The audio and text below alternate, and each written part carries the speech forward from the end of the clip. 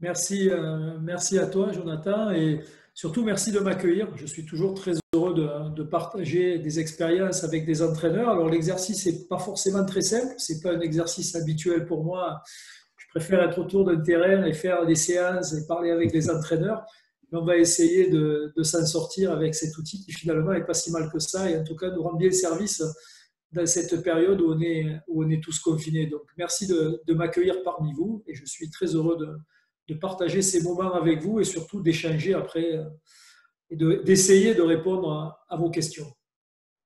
J'ai choisi, Jonathan m'avait fait des propositions, j'ai essayé de différencier deux grandes thématiques, comme Jonathan l'a dit. Une première thématique, plutôt une réflexion générale sur le management d'équipe. La question exacte, c'était, la question exacte, je ne m'en rappelle plus, j'essaye de le retrouver, mais c'était comment manager pour progresser collectivement. Voilà, c'était ça exactement. Et donc, je voulais échanger avec vous sur la notion de c'est quoi le management par rapport à l'entraînement. Est-ce que c'est la même chose? Et après, doit-on manager que le collectif? C'est une autre question. Voilà, donc c'est plutôt des réflexions générales sur ça. Si vous voulez, si vous avez des questions à me poser sur, sur cette thématique-là, je répondrai à vos questions et après on passera sur quelque chose. Euh, on va essayer le handball me manque. Là, voilà, les premières semaines, ça se passe bien. Et puis là, le handball me manque, le terrain me manque. Alors, j'ai essayé de reprendre un petit peu des terrains, des images vidéo. Et moi, ce que je vais vous proposer, c'est à travers des séquençages d'un match de Ligue des Champions, de vous montrer l'importance des relations à deux et à trois dans le jeu collectif, pour après essayer de vous démontrer s'il faut encore le faire, qu'à un moment donné, il ne suffit pas à l'entraînement de faire du travail à 7 contre 7, du travail global pour améliorer une équipe, et que souvent, on peut avoir un beau projet collectif. Si à un moment donné, les relations fines entre deux et trois joueurs ne sont pas performantes, ben, souvent, l'orchestre, à un moment donné, n'arrive pas à bien jouer. Voilà. Donc, on partira des images, et puis après, on essayera de voir comment on peut, à partir de ces images, dégager des pistes de travail dans les relations simples à deux et à trois. Voilà. Et après, on aura des échanges. Donc, je vais essayer de reprendre un petit peu. J'ai pris quand même quelques notes, même si globalement, sur la problématique du management, c'est plus des convictions. Dans ce qui m'a été proposé, la première chose qui m'a intrigué, je vous dis, c'est dans la question, c'est pourquoi employer le mot manager et pas le mot entraîner, ce qui supposerait qu'il y a une différence entre les deux, et pour progresser collectivement. Je vais commencer par là. Je commence à avoir une carrière assez longue et j'ai vu des évolutions dans ma carrière sur les attentes des joueurs, des gens que j'ai eu à coacher. Et d'ailleurs, cette remarque, elle n'est pas valable que pour les sportifs, elle est valable de manière générale. À mon avis, elle s'intègre sur les ensembles des équipes. Il y a quelques années, il y a plusieurs dizaines d'années de ça, on pouvait considérer bien souvent que le résultat collectif suffisait à remplir le niveau de satisfaction des individus qui concouraient à ce résultat. En un mot, quand vous gagnez, en général, les joueurs étaient plutôt contents, plutôt satisfaits, et la satisfaction collective était importante. Et si je devais donner une proportion, je dirais que 75-80% de la satisfaction venait du résultat collectif et 20 à 25% venaient des besoins individuels. Aujourd'hui, ces proportions-là ont presque changé, se sont presque inversées, tout du moins dans le monde du sport professionnel. C'est-à-dire qu'aujourd'hui, on constate que si vous gagnez collectivement, si vous avez un résultat collectif, vous avez une satisfaction collective, mais qui est loin de remplir les besoins individuels des gens avec qui vous travaillez. Et vous le voyez, ça se voit. Le joueur qui n'a pas joué, même s'il a gagné, à un moment donné, c'est très rare qu'il ne fasse pas la gueule. Et vous avez des manifestations comme ça. Quand elles sont contenues, ça ne pose pas trop de problèmes. Mais la question est aujourd'hui pour un manager, c'est comment avoir des objectifs collectifs, remplir des missions collectives, mais comment arriver à donner de la satisfaction à travers le collectif et de la satisfaction individuelle. Et ça, je crois que c'est aujourd'hui un des enjeux majeurs Est-ce que c'est le cas partout? Je ne sais pas. Moi, je vais vous parler de mon expérience qui est dans le sport professionnel. Pour ceux qui travaillent dans d'autres domaines, le domaine amateur, chez les jeunes, peut-être c'est moins marqué, mais encore, je ne sais pas. Mais en tout cas, aujourd'hui, moi, je fais ce constat aussi bien chez les sportifs de haut niveau que dans l'entreprise. Et aujourd'hui, la satisfaction des besoins individuels devient très, très, très importante. Et ne pas le prendre en compte serait extrêmement dangereux pour l'atteinte des objectifs parce qu'à un moment donné, vous n'arriveriez pas à faire en sorte que tout le monde adhère à ce projet collectif. Donc, ça signifie quoi? Ça veut dire que quand on parle de la progression collective, d'ailleurs, il y a quelque chose qui induit ça, à travers ce que vous pouvez lire des commentaires des joueurs. Souvent, les joueurs ils disent bah, j'ai apprécié de passer par là ou j'ai apprécié cet entraîneur parce qu'il m'a fait progresser. J'entends moins souvent j'ai aimé jouer dans cette équipe-là parce qu'on jouait très très bien et qu'on gagnait. Mais par contre, la satisfaction, c'est oui, ou alors je vais aller à cet endroit parce qu'il y a un entraîneur où je vais progresser. Ou alors je vais aller à cet endroit parce que cet endroit va me servir de tremplin dans ma carrière. C'est-à-dire qu'aujourd'hui, on est sur un parcours du sportif professionnel et le résultat collectif, la victoire collective, n'est plus toujours la finalité suprême. Vous avez même des joueurs qui préfèrent partir, je connais ça, qui préfèrent partir parce qu'ils gagnent, ils sont dans des endroits où on gagne, mais leur satisfaction n'est pas complètement remplie parce que pour l'éclosion de leur carrière, ils considèrent qu'ils n'ont pas assez de responsabilités ou qu'ils ne jouent pas assez.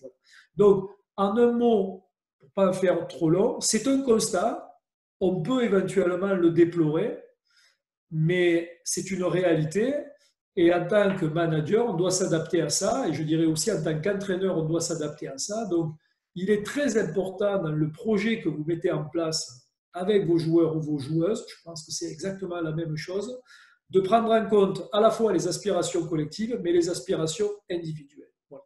Et la progression, c'est pareil, c'est-à-dire le projet de jeu doit être un projet collectif, mais un projet qui intègre la progression individuelle du joueur. Et si vous voulez le faire adhérer complètement et dans la durée, il faut prendre en compte cette dimension individuelle. Certes, qu'il faut replacer de manière permanente dans le cadre collectif, mais il est indispensable de prendre cette aspiration individuelle en compte. Voilà, ça c'était la première remarque de fond que je voulais faire. Après, sur la différence entre manager et entraîner, c'est un petit peu compliqué parce que en France, dans le français, les deux mots sont assez clairs dans la définition.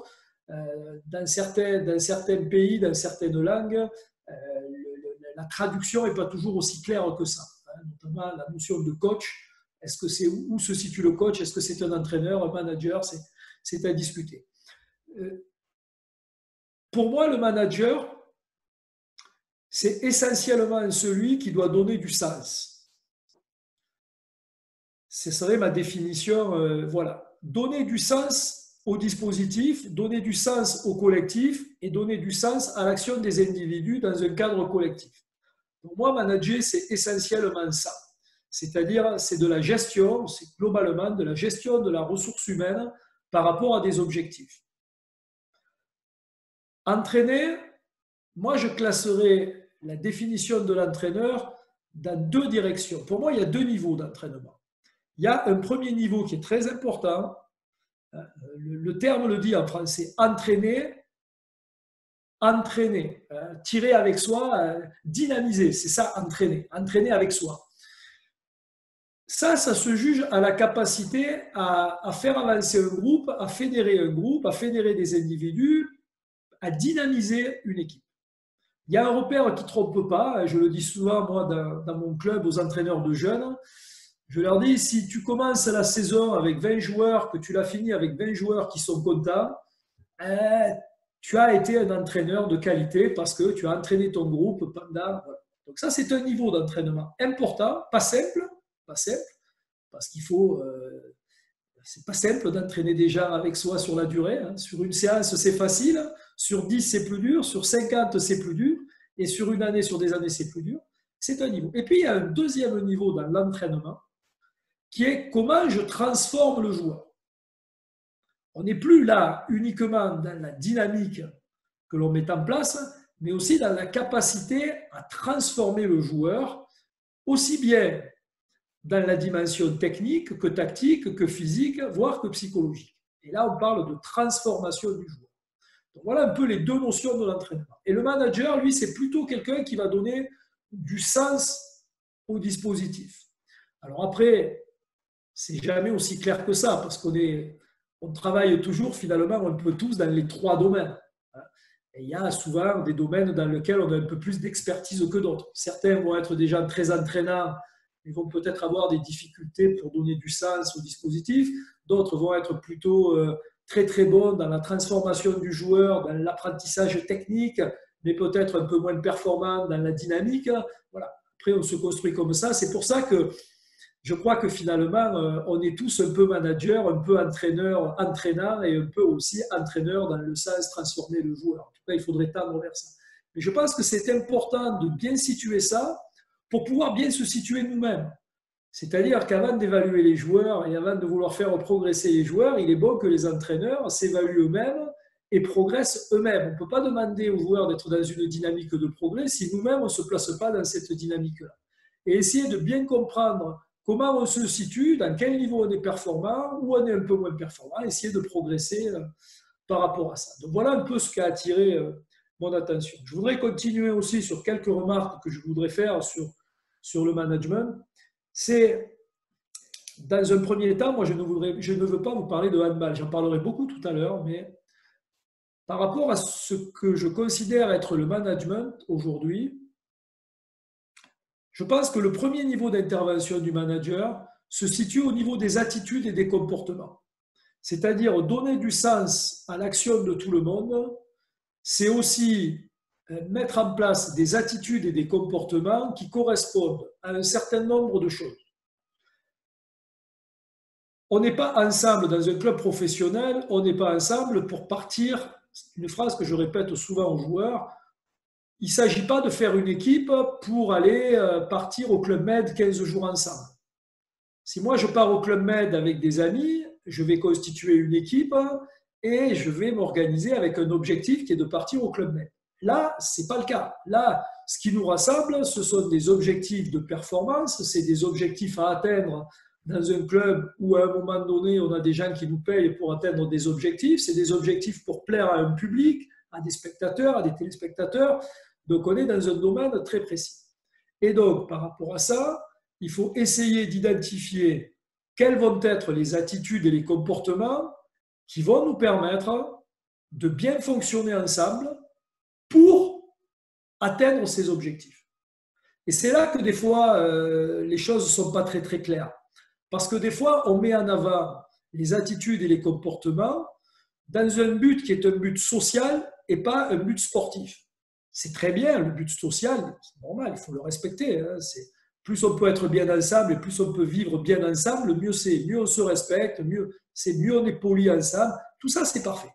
Mais le manager, il doit remettre ça dans un contexte qui est le contexte de la performance et le contexte de là où il veut aller. Et ça, c'est très important. Donc, bien définir les attitudes et les comportements qui sont essentiels par rapport à ça. Et par rapport au projet. La troisième chose qui me paraît vraiment moi, importante dans le management pour donner du sens, c'est de bien définir avec les gens avec qui vous allez travailler, c'est ça donner du sens, les valeurs que vous allez partager ensemble, toujours dans cette recherche des objectifs que vous devez atteindre. Pour atteindre ces objectifs-là, quelles sont les valeurs qu'on va défendre ensemble et quelles sont les valeurs qui nous paraissent indispensables de mettre en exergue pour atteindre ces objectifs-là et pour bien fonctionner ensemble dans la durée. Et là, je pense qu'il faut être extrêmement participatif parce que si vous vous imposez un certain nombre de valeurs dans un groupe, vous avez beaucoup de chances de vous retrouver tout seul avec vos valeurs et de ne pas en faire grand-chose. De la même manière, vous savez, les valeurs, c'est devenu un peu une mode. C'est-à-dire, vous voyez des valeurs qui sont écrites dans les gymnases, dans les palais des sports, voire même maintenant, il y en a qui les mettent sur les maillots. Et ce sont des valeurs qui sont définies par le secteur marketing des clubs, qui font du bon travail au demeurant. Mais vous, vous arrivez là et avec votre groupe, vous dites, ah bon, c'est que ça, ah bon, c'est la valeur du club. Ben oui, bon. Ça, c'est bien en termes de marketing, mais ça ne fait pas fonctionner un groupe.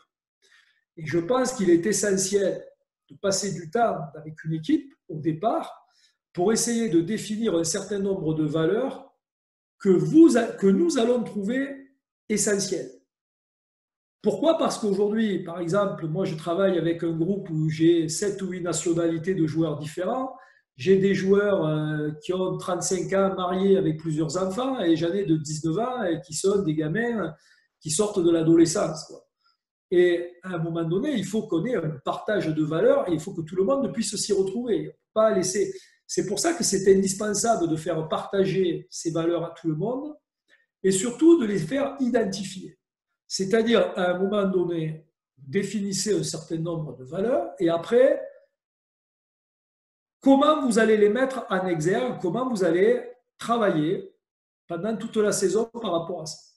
Et ça, c'est ce que j'appelle, moi, le socle de base. C'est-à-dire que c'est un repère collectif où, pendant la saison, vous allez sans arrêt revenir à ça. Et pas toujours au handball. C'est pour ça que je ne mets pas le handball en premier. C'est-à-dire, par exemple, si vous êtes sur des valeurs, je ne sais pas, mettons des valeurs de partage, par exemple. Si à un moment donné, vous apercevez, je vous montrerai tout à l'heure sur la vidéo, qu'un joueur, dans une situation où il y a systématiquement un 3 contre 2, il ne donne jamais le ballon, vous pouvez lui dire non, c'est pas bien. Mais par contre, si vous êtes dans une valeur partagée qui est celle du partage, vous pouvez dire, mais bon, à un moment donné, on a dit que, voilà, à un moment donné, partager, ça veut dire accepte de, si le joueur est mieux placé que toi, donne-lui le ballon. C'est ça le partage aussi. Voilà. Et donc, je pense que c'est important de donner des repères dans le sens que l'on donne et donc dans ce que doit faire le manager, non pas uniquement par rapport au handball, mais aussi par rapport à des valeurs. Il y a un socle de valeurs, il y a un socle d'attitude et de comportement qui me paraissent essentiels. Et si je veux aller un peu plus loin dans cette démonstration, plus vous entraînez vers le haut niveau, plus vous entraînez vers des sports qui sont médiatiques et où l'argent est un facteur important, plus vous avez intérêt à bien faire travailler les gens sur ça. C'est-à-dire, paradoxalement,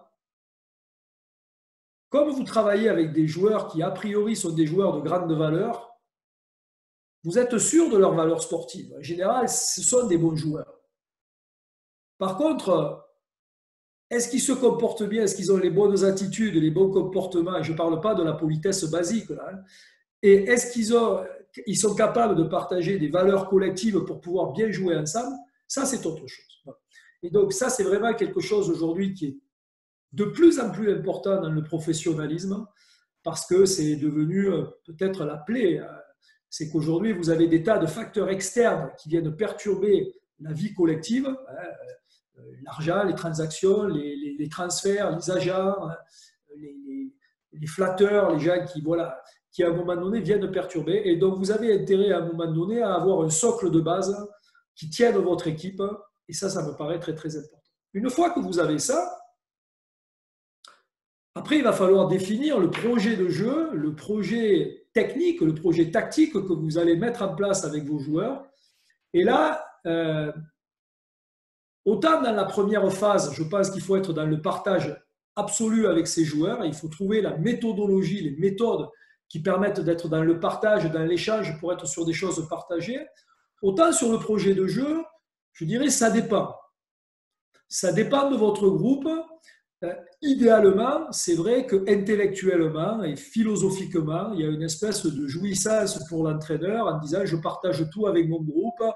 Moi, je rêve de joueurs qui m'amèneraient, je sais pas, pendant la préparation, toutes les idées pour construire le jeu d'attaque ou le jeu de défense, ou qui m'amèneraient tous ces référents. Bon.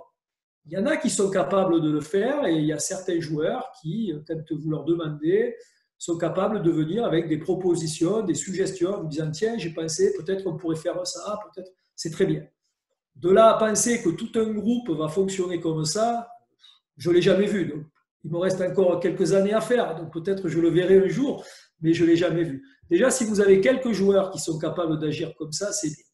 Après, vous pouvez être un peu plus malin, mais et faire en sorte que le projet, qui est globalement le projet du staff et éventuellement de quelques joueurs leaders, vous pouvez essayer de vous débrouiller pour que ce soit un projet partagé et que tout le monde ait l'impression d'avoir construit le projet. Ça, c'est de la ficelle, voilà. C'est bien de partager dans ce sens-là. Mais globalement, je pense qu'il ne faut pas rêver. À un certain niveau, on nous paye, nous, entraîneurs, on nous paye plutôt bien d'ailleurs. On nous paye pour arriver à avoir un projet de jeu et à mettre en place un projet de jeu. Voilà. Si vous avez quelques leaders qui vous aident, tant mieux. Mais par moment, il faut aussi compter beaucoup sur soi là-dessus. D'autant plus qu'il y a quand même une problématique aujourd'hui importante, c'est que par nature, le haut niveau, c'est aussi se projeter sans arrêt vers l'innovation. C'est-à-dire que ce qui a marché une fois, ce qui a marché une année, ne va pas forcément marcher l'année d'après. Et par nature, le joueur, il a plutôt tendance à se rassurer là où il a eu des résultats. Je vais vous donner, moi j'ai souvent pratiqué comme ça, c'est-à-dire que quand il y a une année où, parce qu'une année où vous êtes plutôt en échec, c'est assez facile de rebondir derrière. C'est beaucoup plus dur de rebondir quand vous êtes sur une année où vous avez gagné des titres, où ça s'est plutôt bien passé. Parce que les joueurs vous disent, mais attends, ça a fonctionné l'année dernière. Donc si ça fonctionnait, pourquoi on ne continue pas? Moi, j'ai souvent utilisé cette méthode de travail, c'est-à-dire quand il y a quelque chose qui marche bien une saison, l'année d'après, dès la préparation, je prends le contre-pied de ce qu'on a fait. Prenons un exemple. Si j'ai pendant une année une bonne défense de type aligné en 6-0, ben, l'année d'après, en général, en préparation, je vais commencer à attaquer les problématiques de défense avec de la défense au marron et étagé. Voilà. Et je vais faire 2 à 3 semaines de travail sur cette défense. Au début, les joueurs, ils disent, bon, il est sympa, Canaillé, il veut nous faire un peu autre chose. Puis au bout de 2 semaines, 3 semaines, il commence à se poser la question, mais moi, comment ça se fait? J'étais leader en défense centrale, là, il me fait défendre à ce poste-là. Qu'est-ce qu'il fait? Il commence à se poser des questions, à s'interroger. Et puis après, il y en a un qui est un peu plus courageux que les autres. Il vient vous voir, il dit, mais bon, qu'est-ce que tu as prévu de faire cette année? Voilà, c'est pourquoi on fait ça. Et je pense que c'est bien de mettre le doute dans la tête des joueurs, de les faire se poser des questions et de les amener à réfléchir et à les sortir de leur zone de confort. Et quand on gagne, on rentre très facilement dans sa zone de confort. Et là, il faut manager pour essayer de sortir les gens de leur zone de confort. Ce qui ne veut pas dire qu'après, vous n'allez pas les remettre dans des zones de confort. Mais je pense que ça, c'est quelque chose d'important. C'est pour ça que quand on parle de projet de jeu partagé, je crois qu'on peut partager un certain nombre de choses, mais pas tout. Pas tout, parce que bien souvent, le joueur, il va vous amener dans son projet vers ce qui est bon pour lui. Et ce qui est bon pour lui, ce n'est pas forcément ce qui est bon pour l'équipe. Et donc, il faut être un peu malin là-dedans, mais il faut aussi que l'entraîneur, il assume d'imposer aussi sa patte et d'imposer sa griffe. Voilà. Je parle, qu'on soit bien d'accord et qu'on se mette bien au clair, je parle d'une expérience d'entraîneur dans un club professionnel. Je ne parle pas des sélections nationales où là, on est dans une problématique complètement différente, complètement inversée et où l'approche d'un point de vue du projet de jeu, voire même de la défense des valeurs et tout ça, est à mon avis très différente de ce qui se passe en club. Voilà. On travaille sur la même matière, c'est-à-dire le handball et la compétition. Par contre, on ne travaille pas de la même manière dans la relation avec les gens avec qui on travaille, à mon sens. Voilà. Après, ça peut se discuter. Je vous fais part, moi, de mes convictions.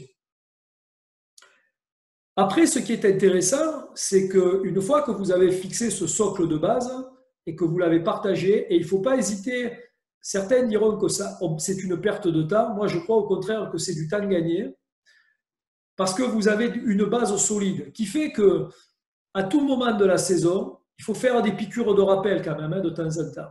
Parce que vous avez ça en tête, parce que vous pensez handball, vous pensez management tout le temps. Les acteurs, eux, voilà, une fois qu'ils ont fini l'entraînement, ils passent, c'est normal, hein, ils ont une vie de famille, ils s'échappent de ça. Donc, il faut faire des piqûres de rappel. Mais une fois que vous avez ça, ça vous permet à la fois par rapport au collectif et par rapport aux individus de les recadrer. Alors, quand on dit recadrer, ça veut dire quoi, recadrer? Recadrer, les gens, ils attendent de recadrer, ils pensent de suite qu'on engueule les joueurs. C'est pas ça.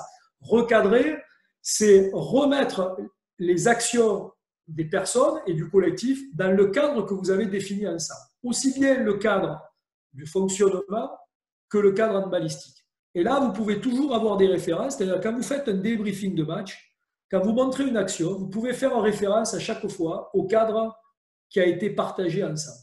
Et ça permet de donner du sens. Ça permet de s'y retrouver et pas être dans quelque chose qui est nébuleux où vous parlez, mais les gens, ils ont l'impression que vous parlez chinois. Pardon. Et ça, c'est très important. Et c'est très important quand vous travaillez avec des publics, je le répète, avec des nationalités différentes, des approches philosophiques différentes et du sport et des fois de la vie, et des âges aussi très, très différents. Voilà quelques réflexions un peu globales sur l'approche managériale du métier d'entraîneur tel que je le vois aujourd'hui. Je dis bien tel que je le vois aujourd'hui parce que c'est un métier où chaque année qui passe, je ne sais pas si vous progressez, ça je ne le sais pas, mais ce qui est sûr, c'est que chaque année qui passe fait que vous évoluez, que vous changez et que des fois, vous avez des priorités à un certain moment qui n'étaient pas forcément les mêmes il y a 20 ans ou il y a 15 ans. Et c'est ce qui rend notre métier d'ailleurs passionnant, c'est que en vérité, chaque année qui passe, on a l'impression de ne pas forcément faire le même métier. Voilà. Donc, Jonathan, s'il y a des questions sur ça, on essaye de cibler des questions, puis on passera après à la partie plus handball. Oui, parfait. Alors, j'ai reçu une question par rapport au managériat et à ta longévité unique au sein de ton club professionnel. Et je te lis la question. Comment expliquer une longévité unique comme la tienne au sein d'un club professionnel, si ce n'est que par une remise en compte permanente? Oui, c'est gentil, c'est une question gentille. Ah, ouais, ouais. Déjà, pour rester longtemps dans un club, la première des choses, c'est qu'il faut que les gens aient envie de vous conserver. Euh, j'ai toujours dans ma carrière signé des contrats qui étaient des contrats à temps, ce qu'on appelle en France des contrats à durée déterminée. Je ne sais pas si c'est pareil chez vous, des contrats à temps de 3 ou 4 ans. Plusieurs fois, enfin au moins 2 fois dans ma carrière, à Montpellier, on m'a proposé de signer un contrat à durée indéterminée et je n'ai jamais voulu. Parce que je pense que le métier d'entraîneur est un métier où il faut avoir des échéances pour pouvoir à un moment donné se remettre en cause. C'est déjà un luxe parce qu'il y a beaucoup d'entraîneurs où on n'attend pas l'échéance pour remettre en cause. Mais pour moi, ça c'était un élément important. Après, la question, et pour ne pas parler de moi, mais de manière beaucoup plus globale, ce qui m'a intéressé dans la question, c'est la fin. C'est la notion de remise en cause. On est dans un monde aujourd'hui. Alors après, moi, il n'y a pas de jugement de valeur là, ce sont des constats. Moi, je ne porte pas de jugement de valeur là-dessus, ce sont des constats. On est dans un monde aujourd'hui où on pense souvent que se remettre en cause, c'est changer ou partir. J'ai eu cette discussion dans beaucoup d'entreprises, je fais souvent des interventions dans le monde de l'entreprise, et les entreprises sont assez friandes de ça avec leurs cadres, c'est-à-dire dans certains types d'entreprises, on laisse les cadres pendant 4-5 ans, puis au bout d'un moment, on les change d'endroit. Quand vous changez d'endroit, est-ce que vous vous remettez réellement en cause? Je ne crois pas. Moi, je crois que vous changez votre environnement, mais finalement, c'est relativement simple. Vous pouvez réappliquer les mêmes méthodes que vous avez déjà appliquées puisque vous êtes dans un cadre nouveau. Il n'y a personne qui va vous dire « oui, mais ça, tu l'as déjà fait, tu nous embêtes maintenant parce que ces exercices, je les ai déjà faits ou cette méthode, je l'ai déjà pratiquée » puisque vous êtes avec des gens nouveaux. Donc, vous êtes dans le changement d'environnement. Est-ce que pour autant, vous changez vos méthodes de travail et vous vous remettez en cause? Ça reste à définir. Ce que je sais, c'est qu'en restant au même endroit, vous êtes forcément obligé de vous remettre en cause parce que sinon, les gens vont vous le resservir. Ils vont vous dire, mais tu nous refais la même préparation que l'année dernière, tu nous refais les mêmes exercices, tu nous refais les mêmes discours d'avant-match, les mêmes discours d'après-match. Et aujourd'hui, on en a ras-le-bol de toi. Et à un moment donné, si les joueurs ils en ont ras-le-bol de vous, ça finit par se voir. Et même si vous essayez de le cacher, ça finit par se voir. Donc, je pense que changer d'endroit, ça ne veut pas dire avoir la capacité à se remettre en cause. Après, se remettre en cause, moi, je pense qu'il y a des gens que ça aide de partir. Il y a des gens qui ont envie de s'inscrire dans la durée. moi, personnellement, par rapport à ça, j'ai toujours travaillé dans une optique, mais depuis, ça doit être ancré à moi, parce que même quand j'ai démarré ma carrière, je n'ai pas démarré à Montpellier, j'ai démarré à Paris, j'ai toujours essayé de travailler comme si je devais rester longtemps, mais comme si je pouvais partir demain. Voilà. Et, je fonctionne encore aujourd'hui comme ça. Voilà. C'est-à-dire que je suis dans une perspective où j'ai envie de parler de projets à 3, 4, 5 ans avec le club de Montpellier, mais dans un coin de ma tête, je ne perds jamais de vue que l'aventure, elle peut s'arrêter demain, ou parce que les dirigeants l'auront décidé, ou parce que le groupe m'aura lâché et qu'à un moment donné, il n'y a plus de possibilité de travailler, ou parce que moi, j'aurais décidé aussi que voilà, il faut arrêter et que j'en ai ras-le-bol. Voilà. Le contrat aujourd'hui, vous savez, le contrat pour un entraîneur, c'est une garantie qui est plus une garantie contractuelle et financière, je dirais, que réelle. Parce que quand un entraîneur, ça se passe mal avec son groupe, à un moment donné, ben, il y a un constat. Vous pouvez pas continuer ad vitam aeternam. Après, il faut trouver les solutions. Mais quand c'est plus possible de travailler ensemble, c'est plus possible de travailler ensemble. Et il faut l'admettre pour le bien de la structure, ça c'est clair. Donc voilà, je ne sais pas si j'ai répondu à la question, mais j'ai pas de recette. Mais j'ai jamais fait de la durée quelque chose d'important. Il se trouve que c'est comme ça, mais ça aurait pu être différent. Merci. J'ai deux autres questions qui viennent d'arriver. Comment organises-tu ton rapport avec les dirigeants, en sachant que toi, tu es dans un club professionnel et nous avons un monde amateur? Alors, c'est difficile. J'ai repris un peu d'activité pendant cette période de crise. Je m'étais un peu éloigné du syndicat des entraîneurs parce qu'il y a beaucoup de jeunes entraîneurs qui font très bien le travail. Et donc, moi, j'ai suffisamment donné, donc c'est à eux d'y aller maintenant. Là, je me suis un peu rapproché du syndicat parce que dans la période de crise, c'était important qu'on fasse corps parce qu'il y avait des sujets majeurs pour le handball. Et je pensais que l'expérience que je peux avoir ou que d'autres entraîneurs comme Thierry un petit peuvent avoir, il fallait qu'on la mette au service des entraîneurs plus jeunes. C'est vrai que moi j'ai un profil un peu atypique par rapport à ça parce que mon rôle de manager général depuis maintenant plus de 15 ans m'amène à avoir un rôle où je suis par moments plus proche de la direction que de l'entraîneur. J'ai des fois cette double casquette qui est souvent très utile, quelquefois un peu encombrante, du manager général. Ce que je pense pour essayer de... Pendant longtemps, le binôme entraîneur-président était le binôme majeur et essentiel à la réussite d'un projet de club. C'est une évidence. Ce qui ne veut pas dire toujours bien s'entendre. Hein. On peut très bien fonctionner en état... Moi, je n'aime pas les gens qui sont toujours d'accord sur tout. Ça me fatigue. J'aime bien les gens qui s'opposent, voilà. Je me suis beaucoup opposé avec les présidents à Montpellier. On s'est souvent bien frité et ça ne les a pas empêchés de me conserver et moi de prendre beaucoup de plaisir. Mais moi, j'aime la confrontation saine, c'est-à-dire à un moment donné, le partage d'idées. Et plus il y a d'idées en général, plus forcément ça frotte. Voilà. Et donc, aujourd'hui, il ne faut pas, la relation entraîneur-président, il ne faut pas que ce soit un long fleuve tranquille où il n'y ait jamais de problème. Par contre, il faut avoir l'intelligence de travailler ensemble et d'être sur un projet partagé. Et pendant longtemps, l'association des deux a été déterminante au projet. Ça a changé. C'est en train d'évoluer. C'est d'ailleurs une des remarques que je fais à la jeune génération des entraîneurs qui arrivent, parce qu'il faut qu'ils arrivent à prendre toute leur place. Et c'est pas simple parce qu'il est arrivé dans le handball, ça existe depuis très longtemps dans les autres sports, mais chez nous, est arrivé non plus une relation à deux, mais une relation à trois. Et on sait que les relations à trois sont les plus compliquées.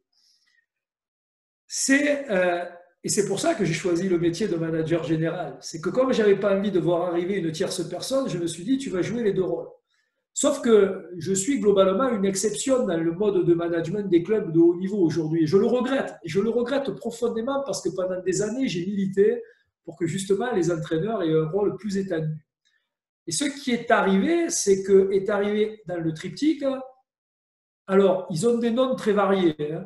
Ça va de manager général. Par exemple, vous avez Bruno Martini à Paris qui est manager général sans être entraîneur. On a le même rôle, on a le même titre, mais on ne fait pas la même chose. Moi, je suis entraîneur-manager général, lui, il est manager général. Forcément, c'est pas le même. Vous avez des directeurs généraux, vous avez des directeurs, peu importe. En gros, c'est quoi? C'est une personne qui dirige le club dans l'opérationnel. Le président, il préside et il dirige le club dans l'opérationnel. Et donc, vous avez ce triptyque, président, entraîneur, des fois, dans le meilleur des cas, il est aussi directeur technique, mais pas toujours, pas toujours. Et un manager général ou un directeur qui n'est pas entraîneur. Des fois, il a des connaissances techniques, des fois, il n'en a pas du tout. Et c'est ce triptyque-là. Et aujourd'hui, je ne sais pas comment va évoluer le handball par rapport à ça. J'ai bien peur, malheureusement, que ce triptyque se fasse un peu à la défaveur des entraîneurs et de l'influence des entraîneurs.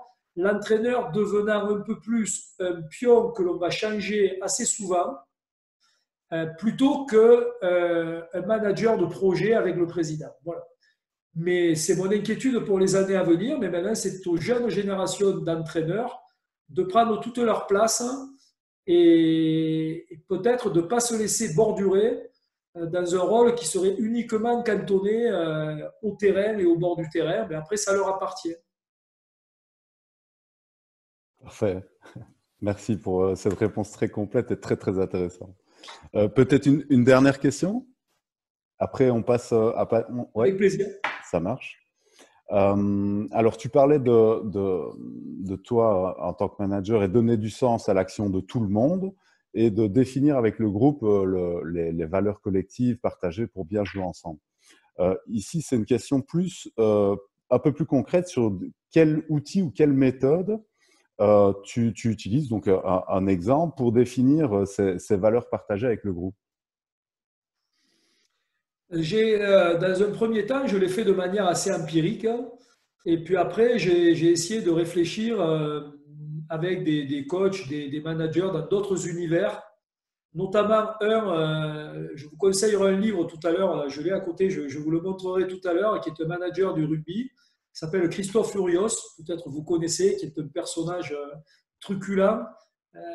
Mais derrière se cache quelqu'un d'une grande compétence par rapport à ça, et il vient d'écrire un livre avec justement un manager d'entreprise là-dessus, et il donne des clés vraiment très très très intéressantes. C'est un livre que je conseille parce que pendant la période de confinement, il me l'avait envoyé il y a déjà pas mal de temps, je l'avais laissé un peu de côté, et là pendant la période de confinement, je l'ai lu et j'ai trouvé que c'était un excellent livre qui est à conseiller à tous les entraîneurs, quel que soit le sport, voire même à beaucoup de managers.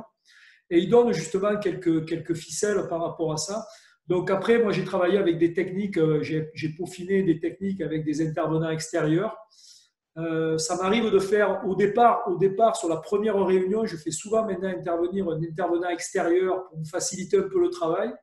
Et puis après, je reprends la main. Mais c'est plus des techniques que sur le fond. Sur le fond, c'est assez limpide. Après, c'est plus des techniques pour arriver à faire parler les joueurs. Parce que quand vous mettez des joueurs, les joueurs, ils s'expriment avec leur corps. Hein. Quand vous les mettez autour d'une salle, voilà, il faut bien travailler sur le cadre, sur l'environnement, sur comment vous amenez ça. Il faut arriver à les mettre en confiance pour qu'ils se libèrent, pour qu'ils se lâchent. Voilà. Si ce qu'ils disent à un moment donné, c'est pour faire plaisir à lui, pour ne pas se mettre mal à lui, pour être… Donc il faut les amener à être dans une relation de confiance la plus importante possible pour arriver à ce qui donne des choses qui sont ce qu'ils ont au fond du cœur. C'est ça qui est important, au fond du cœur ou en tout cas dans les tripes. Voilà, donc il existe des méthodes, bon, c'est difficile là de vous en parler, mais je vous conseille ce livre qui est vraiment très très intéressant, qui donne aussi d'autres références, il donne d'autres références à d'autres méthodes.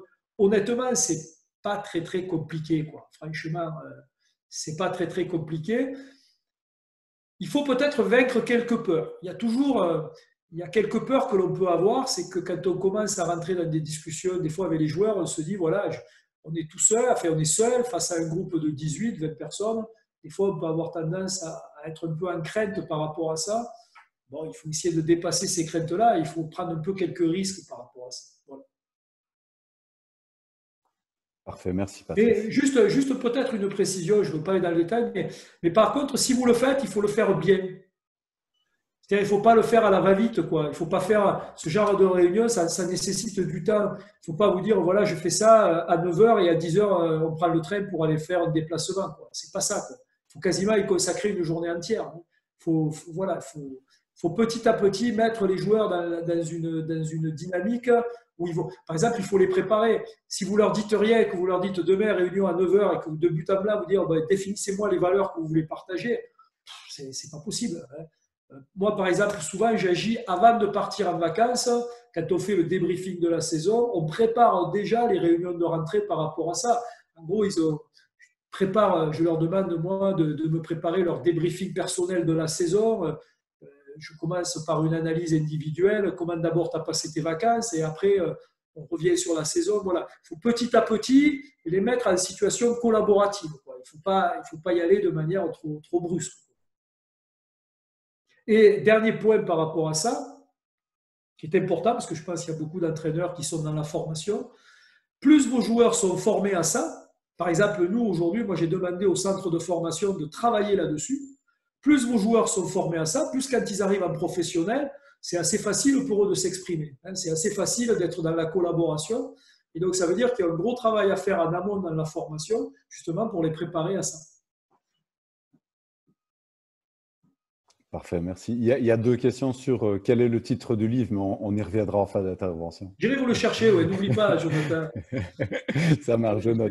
J'irai vous le chercher. En plus, j'ai dit que je lui ai fait un SMS en lui disant que, parce que je le connais très très bien, on a beaucoup échangé ensemble, parce qu'il est originaire de Montpellier, il a travaillé à Castres, pas très loin, maintenant il entraîne à Bordeaux. Et il est venu l'an dernier, on a passé une journée avec les deux staffs, avec Castres et Montpellier. Et donc je lui ai fait un SMS pour le féliciter. Et je lui ai dit que je conseillerais son livre et que j'allais lui faire gagner beaucoup d'argent. Mais bon, c'est pas pour ça, il n'est pas très cher. Franchement, c'est pas de l'argent perdu. La pub est faite. On passe à la suite? Oui, je pense que je recollecterai les questions pour la deuxième partie. Ça marche. Alors, je vais essayer de retrouver quelques notes que j'ai prises quand même. Oui, dans les questions que tu m'avais fait passer, Jonathan, tu m'avais dit aussi comment se préparer à l'adversaire sur un ou deux entraînements. C'est pas que je veux l'occulter, mais un peu quand même. Je vais vous expliquer pourquoi. Je trouve qu'actuellement, on fait trop place à l'adversaire et pas assez à sa propre équipe. Je trouve qu'on a un abus de la vidéo, notamment pour regarder les adversaires, et peut-être un manque pour se regarder soi-même. Et je pense qu'on peut petit à petit s'enfermer dans une impasse. Je vais vous raconter deux anecdotes qui m'est arrivées récemment. Une avec les gardiens de but, où je n'étais pas satisfait du rendement des gardiens de but. Et donc, j'ai mis en place deux réunions, enfin, au début une, puis après, comme ça s'éternisait, on en a fait une seconde, pour essayer de comprendre comment ils fonctionnaient dans leur préparation, dans leur approche. Et j'ai été stupéfait, vraiment stupéfait, pourtant je parle de garçons de valeur, mais stupéfait sur l'approche qu'ils avaient de leur métier et de ce qu'était la compétition. C'est-à-dire, je me suis rendu compte qu'ils passaient énormément de temps à regarder les tireurs adverses, mais quand je dis énormément de temps, ils connaissaient tous les tireurs adverses, mais pourtant ils prenaient les buts. Sauf qu'ils connaissaient à travers la vidéo. C'est-à-dire que quand ils étaient dans les buts, je pense qu'ils pensaient, ils ne regardaient pas le joueur, ils pensaient à la vidéo qu'ils avaient vue et qu'ils avaient ingurgité. C'est-à-dire qu'ils n'étaient plus en direct, ils étaient en PlayStation, en mode PlayStation. Et donc, ils étaient toujours en train d'anticiper qu'est-ce qu'il va faire, qu'est-ce que j'ai vu à la vidéo, et puisque j'ai vu ça à la vidéo, il va faire ça. Et la plupart du temps, ils étaient avec un temps de retard. Parce que ça voudrait dire que les joueurs adverses, ce sont des idiots. Et qu'ils font systématiquement la même chose. Et je pense que l'abus de la vidéo en préparation de match par rapport à l'adversaire, si elle peut te rassurer, elle peut aussi beaucoup t'induire en erreur et faire en sorte. Et moi, je préfère, je leur ai demandé, ça a été un long travail, de moins regarder les vidéos, mais par contre de plus observer les joueurs en direct. Parce que quand un joueur court, par exemple, si tu ne regardes pas comment il place son bras, comment il place son épaule, comment sont placés les autres et que tu es que dans l'analyse de ce que tu as vu à la vidéo, tu n'es plus en direct. Et quand tu n'es pas en direct, en général, tu es toujours avec un temps de retard. Et donc, je ne dis pas qu'il ne faut pas utiliser la vidéo et qu'il ne faut pas utiliser la connaissance de l'adversaire, soyons clairs. Mais je trouve qu'actuellement, on est dans l'abus par rapport à ça et pas assez dans l'analyse de son propre jeu. Et de manière individuelle et de manière collective. Alors moi, j'ai eu une expérience un jour, il y a longtemps, à une époque où c'est une expérience qui m'a vacciné. Il y a longtemps, à l'époque où les montages vidéo, on les faisait, il fallait 4 heures pour faire un montage parce qu'on avait, c'était archaïque. Aujourd'hui, ça va vite. C'était un match de Ligue des Champions il y a très longtemps contre Winterthur. Vous voyez, c'était une équipe suisse. À l'époque, Winterthur, c'était une équipe où il y avait 2 Coréens qui étaient des joueurs magnifiques qui jouaient.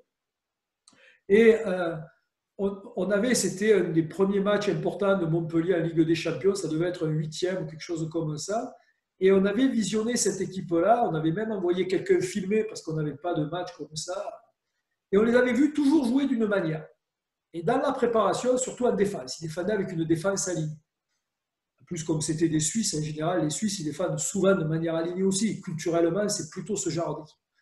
Et on avait travaillé, mais on les connaissait par cœur. Et le jour du match, ils nous ont sorti une défense étagée. Les 2 Coréens qui ne défendaient jamais, là, ils ont défendu. Et ils nous ont sorti une défense à la coréenne sur le demi-terrain. Et on a pris... Et je me suis dit, ce jour-là, tu t'es fait piéger une fois, ne te fais plus piéger. Et donc, je pense qu'il faut toujours il faut toujours penser que l'adversaire est très intelligent. Et donc, comme il est très intelligent, il est capable de vous piéger. Et si vous ne voulez pas être piégé, attendez-vous à tout. Et le problème de la vidéo, c'est qu'on finit par se dire, voilà, ils vont faire ça, ça, ça, ça et ça, donc nous, on va faire ça, ça et ça. Et des fois, on n'est pas prêt à réagir à quelque chose que va vous faire un adversaire. Donc, oui à l'utilisation de la vidéo, mais avec modération, me semble-t-il.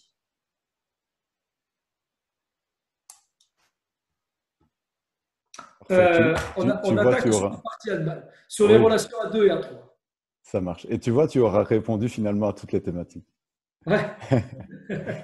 Oui, je voulais pas y passer trop de temps, mais je voulais pas l'occulter quand même, parce que ça me paraît important. Et pareil, et alors encore pire, avec les catégories de jeunes. Alors là, autant la vidéo pour se revoir, pour analyser les entraînements, pour analyser les matchs, pour analyser le jeu, ça c'est formidable. Autant ne leur prenez pas la tête avec les adversaires. Voilà. Qu'ils aient des connaissances tactiques, oui, mais bon, ils ont le temps de regarder. Ils ont l'âge de jouer, ils n'ont pas l'âge de faire de la télé. Quoi. La vidéo, ce serait plus par imitation, en fait, hein, tout simplement en regardant la télé. Pour les jeunes, hein, je parle. Hein. Ouais, il y a danger. Ou alors, il faut que… Je pense que je vois mon ami Guy qui est devenu belge, ou non, tu n'es pas belge, toi, Guy. Presque. Pas encore. Je pense à Guy parce que je pense que dans le cadre de la formation des entraîneurs, je pense que les entraîneurs, ils doivent apprendre, ou plutôt on doit essayer de les former à la bonne utilisation de la vidéo. Pas uniquement se servir du logiciel. Hein. La bonne utilisation pédagogique de la vidéo, ça devrait faire partie aujourd'hui de la formation de tout entraîneur, quel que soit le niveau de pratique, me semble-t-il. Allez, on passe au jeu maintenant. C'est bien noté pour nos formations de cadre. À ton aise.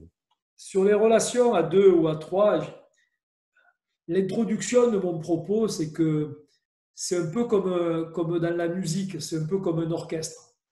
C'est-à-dire que le chef d'orchestre, et nous on est un peu des chefs d'orchestre par rapport à ça, on a tellement envie que l'orchestre joue bien et joue ensemble, on a tellement envie de ça, c'est un tel plaisir qu'on a envie de le voir très vite et on le met très vite en place. Et on a envie très vite que l'orchestre joue voilà, la symphonie où tout le monde est à sa place et qui est harmonieuse. Le problème, c'est qu'avant que l'orchestre joue bien, il faut que chaque élément de l'orchestre et chaque acteur de l'orchestre ait fait beaucoup de gammes, il joue juste avec son instrument.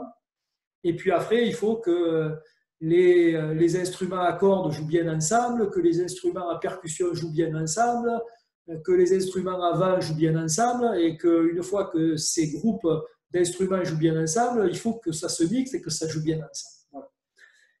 Et nous, entraîneurs, en tant que chef d'orchestre, on veut vite mettre en place l'orchestre et peut-être que par moment, on oublie un peu les gammes individuelles et on oublie peut-être un peu les gammes collectives à 2-3 joueurs, le jeu à 2-3 joueurs.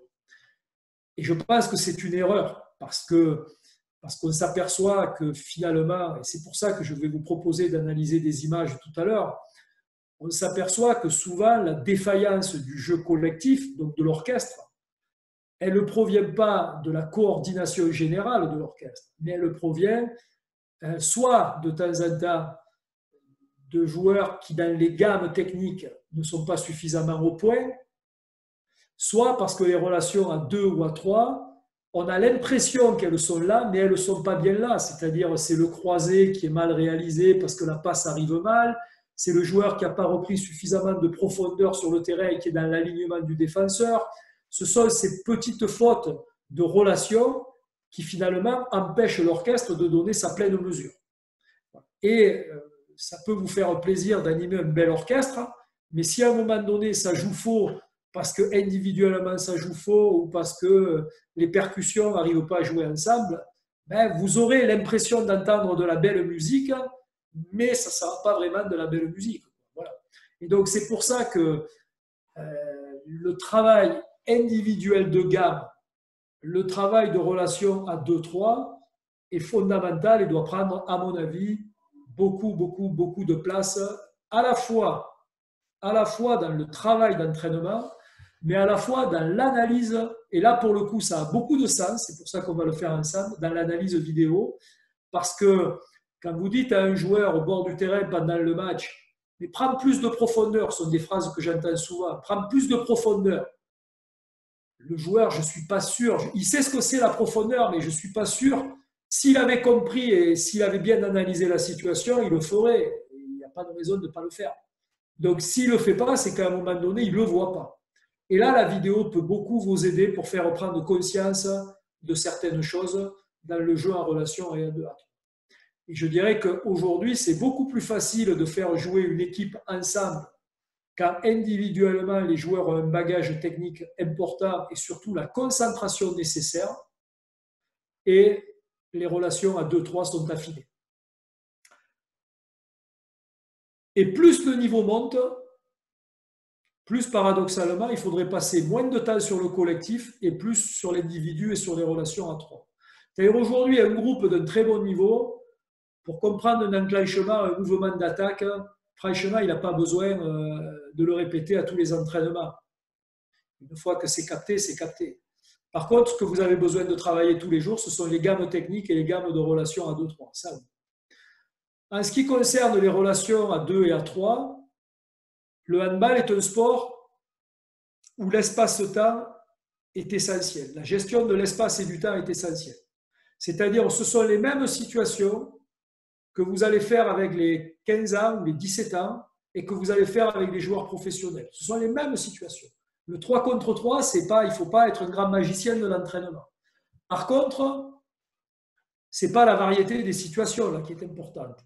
C'est la gestion de l'espace et du temps et du rapport de force. Et ça, c'est extrêmement important. Et la correction que vous allez amener progressivement à travers différents exercices. Ça, je crois que c'est vraiment très important. Et un autre élément, alors ça, c'est pas très fun, mais bon,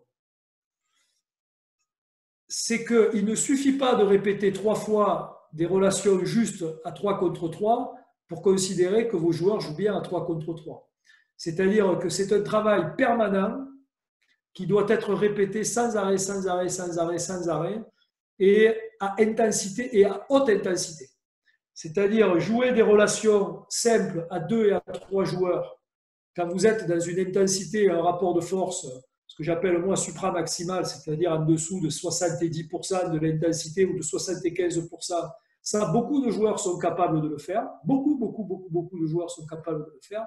Sauf qu'en match, vous ne jouez pas à 75%. C'est-à-dire qu'en match, vous passez à 100 ou à 105% dans l'intensité. Et si vos joueurs n'ont pas les réglages techniques, les réglages d'affinité dans le relationnel et à 2 à 3 sur des hautes intensités, ils ne vont pas subitement en match se mettre à bien jouer. Ça, ce n'est pas possible. Donc, ça veut dire que ce travail-là à l'entraînement est un travail qu'il faut arriver à obtenir à haute intensité de pratique pour pouvoir réellement avoir des améliorations pour ça. Ça, c'est une conviction profonde. C'est pour ça qu'aujourd'hui, dans la méthodologie de travail que nous, on utilise à Montpellier aujourd'hui, c'est soit on travaille à très haute intensité, soit on travaille à très basse intensité pour s'économiser. Mais l'entraînement à des intensités à 60%, voire à 70%, je ne suis pas certain de son efficacité chez les professionnels. Chez les professionnels.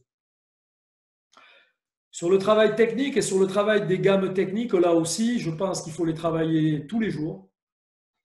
Plus les joueurs passent du temps avec un ballon à répéter les gammes techniques, mieux c'est. Et il faut essayer, et ça fait partie du savoir-faire des entraîneurs, c'est que c'est quand même souvent un travail un peu fastidieux. Autant le 3 contre 3, le 2 contre 2, ce genre de travail, les joueurs sont... Là où il faut faire attention, c'est qu'ils ont souvent un peu peur de se blesser, donc il faut les challenger un peu pour qu'ils rentrent dans le truc. Mais bon, quand ils sont joueurs, en général, ils aiment bien ça. Et puis bon, pour les challenger, ça fait partie des choses, des ficelles qu'on doit avoir aussi par rapport à ça quand on les connaît un petit peu. Sur les gammes techniques, c'est vrai que par moment, les joueurs, surtout les joueurs les plus expérimentés, ils rechignent un peu, ils ont l'impression qu'ils perdent du temps. Le grand guitariste ou le grand violoniste ou le grand chanteur, il fait des gammes tous les jours. Alors, le sportif, il doit faire des gammes tous les jours. Je suis intervenu récemment là, sur le problème du confinement. Tiens, on va se servir de cet exemple, puis après on passera aux images. J'ai entendu les préparateurs physiques nous en faire des caisses sur, excusez-moi, je ne sais pas s'il y a des préparateurs physiques, certainement, mais j'en ai entendu des caisses sur ouais, mais vous vous rendez compte, il va falloir réathlétiser les joueurs, ça va être très dur, ça va être très long. Bon, on a été confinés 2 mois. On n'est pas blessé. C'est pour les entraîneurs, remettre un joueur qui a été blessé pendant 2 mois ou 3 mois, tous les ans, on le fait. Un joueur qui se fait une déchirure aux ischios, qui est opéré du coude, qui est opéré de l'épaule. Je ne parle même pas des croisés, où c'est un an d'arrêt. Un joueur qui est blessé pendant 2 mois ou 3 mois, on les remet en état 2 mois et demi après, 3 mois, la plupart du temps, ils rejouent au handball et plutôt pas trop mal en général. Là, on a des joueurs, ils ont été confinés. Confinés, ça ne veut pas dire blessés. Donc, même s'ils ont pris 2 kilos, bon, ce n'est pas très grave. Donc, franchement, la préparation physique et la préparation athlétique, honnêtement, ce n'est pas ce qui m'inquiète le plus. Ce n'est pas ce qui m'inquiète le plus. Ce qui m'inquiète, c'est que je ne connais rien de ce virus et que je ne sais pas trop comment on peut faire pour bien les entraîner physiquement. Ça m'inquiète. Mais notre capacité à remettre des gens qui ne se sont pas entraînés pendant 2 mois en état. Par contre, des joueurs professionnels qui n'ont pas fait de gamme technique pendant 2 mois et demi, 3 mois, ça m'inquiète beaucoup plus. Des joueurs qui n'ont pas fait de 3 contre 3 à haute intensité, ça m'inquiète parce que ce n'est pas demain la veille qu'ils ne vont pas perdre les ballons, ça je vous le garantis. Donc aujourd'hui, je suis beaucoup plus préoccupé par l'aspect technique et relationnel. C'est pour ça que ma hantise aujourd'hui, ce n'est pas de reprendre l'entraînement de musculation et de reprendre… La première chose que je vais reprendre moi dès qu'on a l'autorisation, c'est les gammes techniques. Ça c'est clair. Et ça va peut-être être même prioritaire sur l'aspect athlétique, parce que comme la préparation va durer longtemps, on va pouvoir, en 2 mois et demi, vous remettez quelqu'un au point athlétiquement. Techniquement, pour les très forts, oui. Pour les moins bons, ce n'est pas évident. Voilà, donc c'était une petite parenthèse que je voulais faire. C'est pour ça que les entraîneurs, il faut qu'on reste… On est responsable d'un staff.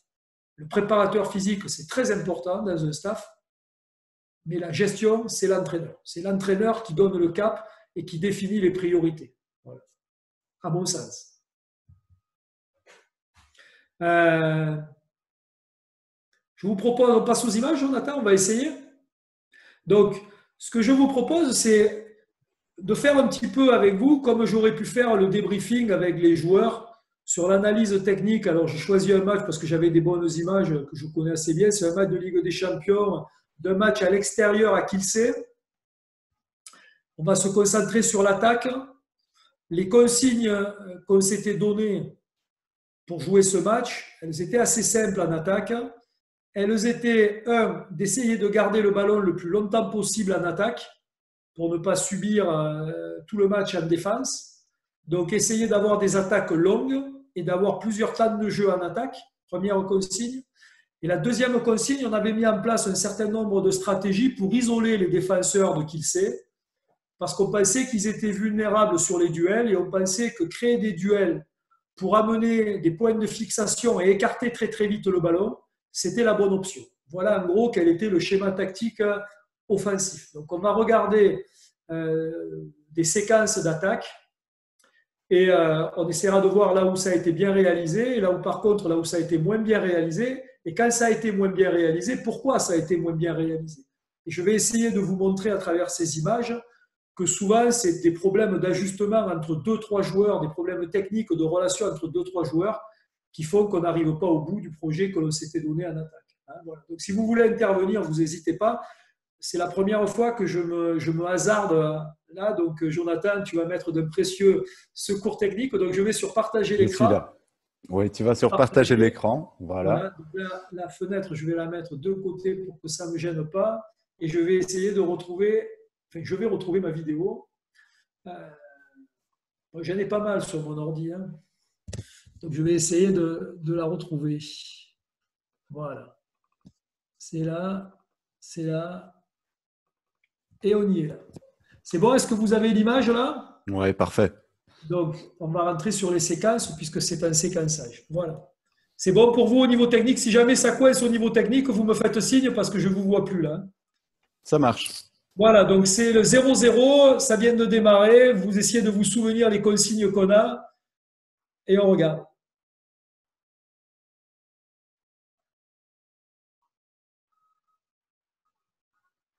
Voilà, regardez cette situation. C'est la première du match. Donc, par rapport au projet de faire durer l'attaque, on peut être satisfait. C'est une attaque qui est assez longue, à la fois dans le temps, mais qui reste très dynamique. Donc, il y a un long temps de préparation.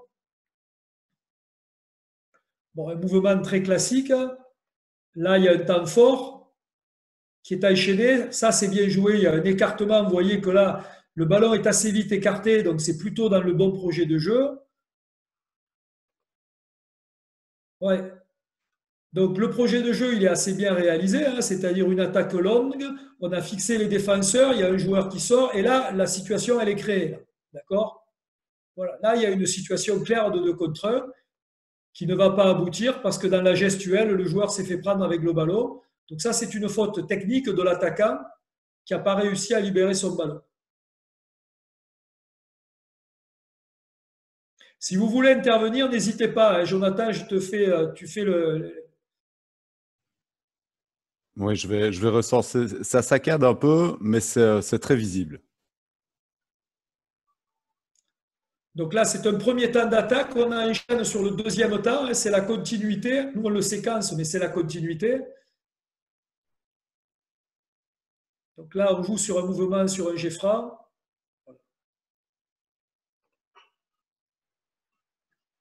Donc là, on a vu un projet d'attaque assez bien construit avec l'obtention d'un jet franc et un mouvement sur un jet franc qui permet de mettre un arrière en position de shoot.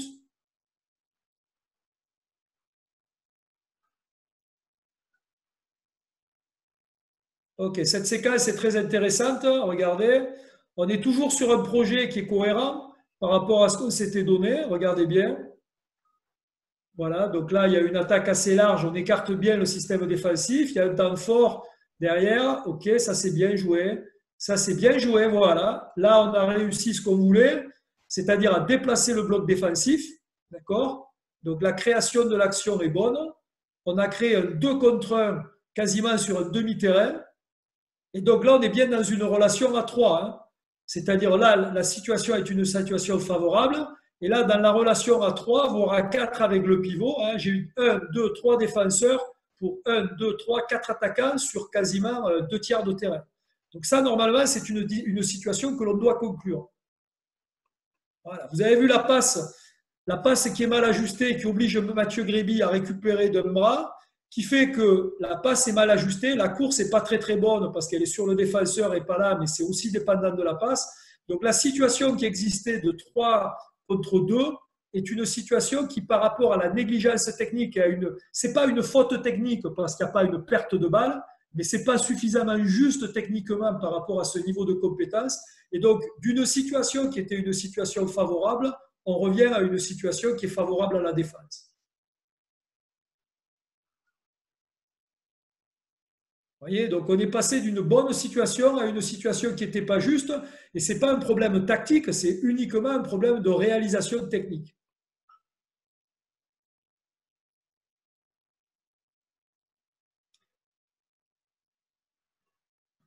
Donc c'est des attaques dans la continuité, hein. J'ai voulu les garder dans la continuité. Donc là, on revient sur un jet franc.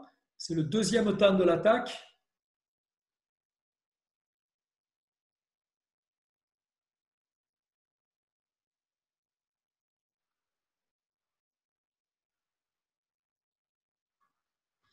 Alors l'analyse est intéressante. Alors, on va revenir sur la séquence de tout à l'heure.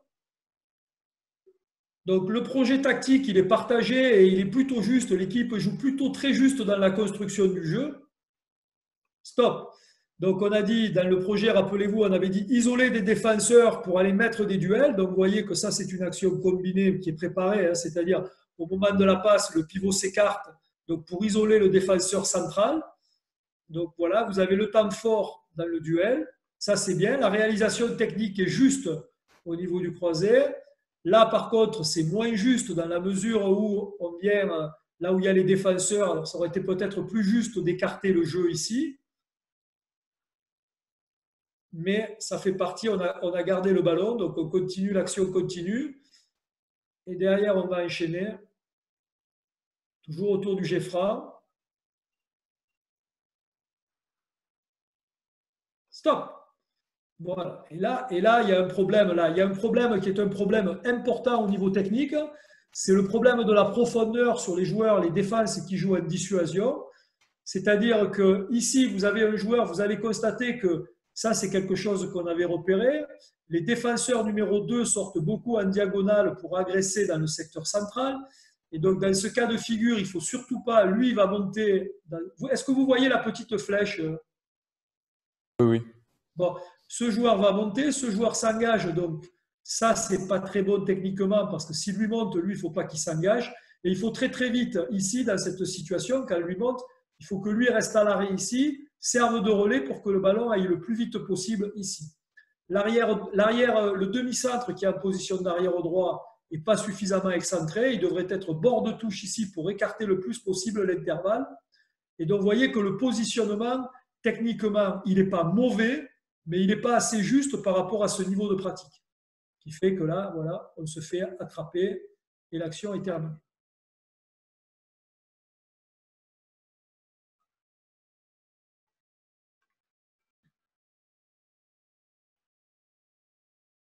Donc ça, c'est une action qui est plutôt bien jouée, hein, qui est juste dans le jeu, dans les timings.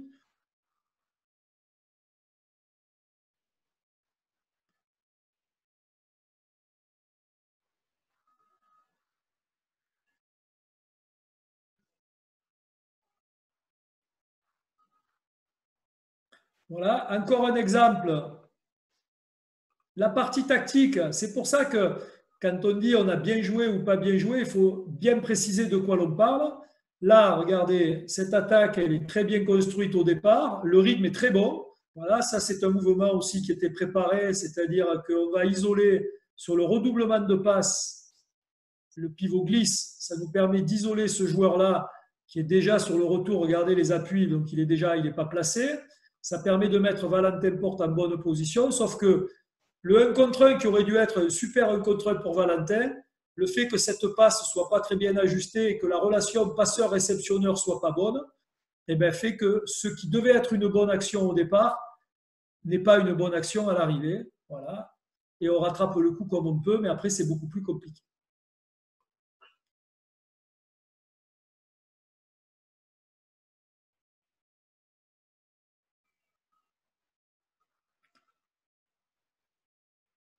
Donc là, cette action, elle est basique, mais par contre, elle est bien réalisée techniquement. Vous avez Voilà, regardez, vous avez l'espace là sur isoler un défenseur. Donc là, l'espace, on le voit très clairement. Cette fois, la passe est ajustée, ce qui va permettre à Valentin, au moment où il reçoit le ballon, il a de l'espace ici, et il peut gagner, faire venir un deuxième défenseur, et il libère de fait, il libère un intervalle dans le secteur central qui est plutôt bien exploité par un tir rapide.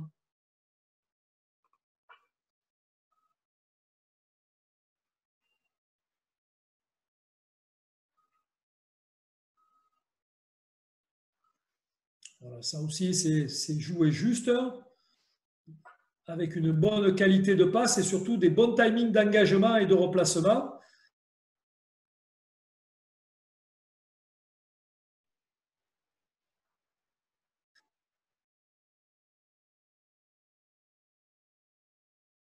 Et vous voyez, on retrouve la même faute technique de tout à l'heure. C'est le même mouvement que ce que vous avez vu précédemment. Vous avez vu que tout à l'heure, ça a été moins bon parce que la passe était mal ajustée. Donc, ce n'est pas le mouvement qui n'était pas bon. Ce n'est pas la tactique qui n'est pas bonne. C'est la réalisation technique. Là, cette fois, on retrouve le 1 contre 1 de Valentin Porte et le duel. On retrouve le bon travail sur les défenseurs. On retrouve notre numéro 2 là, qui sort en diagonale. On retrouve la situation, là il est très bien placé, contrairement à tout à l'heure, il a la profondeur nécessaire. Et normalement, ce joueur, il ne peut pas se faire attraper, ça c'est absolument interdit. Il doit libérer son ballon ou là, ou s'il lui monte là, la situation est créée. Et là, techniquement, voilà, le joueur se fait attraper. Et donc ça, c'est purement un problème de lecture de jeu et un problème technique et pas un problème tactique.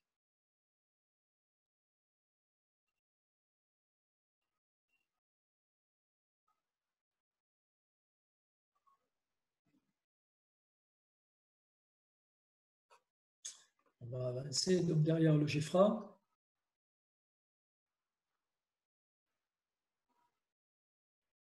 C'est toujours bon au niveau du visionnage, Jonathan? C'est saccadé. Alors, si tu peux arrêter sur image quand tu expliques, ce serait top parce qu'à chaque fois que tu arrêtes sur image, on a la bonne image. Je vais en faire encore 5 ou 6 parce que j'aimerais montrer 2-3 choses sur la profondeur dans le jeu.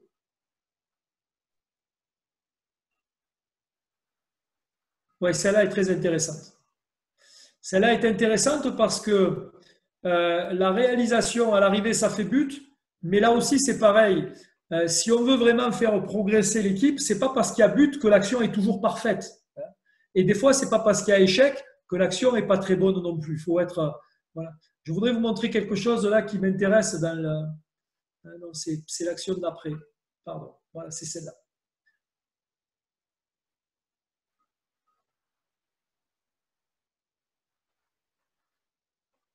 Donc là, vous voyez bien, donc, on va avoir un jeu autour des défenseurs centraux.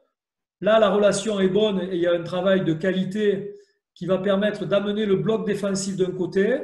Voilà. Là, ce qui ne me plaît pas dans cette action, ça, c'est très très bien joué. Ce qui n'est pas bien, c'est ce travail-là. C'est ce joueur-là qui aurait dû se replacer. Et là, il y a une faute de replacement. C'est-à-dire, c'est insuffisant en termes de qualité du replacement. Au moment où la balle est arrivée là, il devrait être ici, bord de touche, pour pouvoir attaquer le ballon. Là, il n'est pas dans une situation. Ce qui fait que ce joueur-là, la situation normale, c'était qu'il fixe le bloc défensif en étant dangereux et qu'il transmette très très vite. Ça va l'obliger à porter son ballon. Alors, il va bien s'en sortir. Vous voyez que ce joueur-là, est-ce que vous le voyez là? Ce joueur-là est très mal placé parce que le défenseur qui sort, il a le bras qui est sorti, donc il est dans la ligne de passe. Donc ça, c'est pas correct. Et là, Kylian Villemino qui a le ballon, c'est pas qu'il le voit cette situation, mais il ne peut pas lui donner le ballon. Et donc il va s'en sortir grâce à sa technique individuelle qui fait qu'il va prendre l'espace. Mais sur cette action, je ne suis pas content, moi, du placement de ce joueur qui n'a pas favorisé le jeu collectif.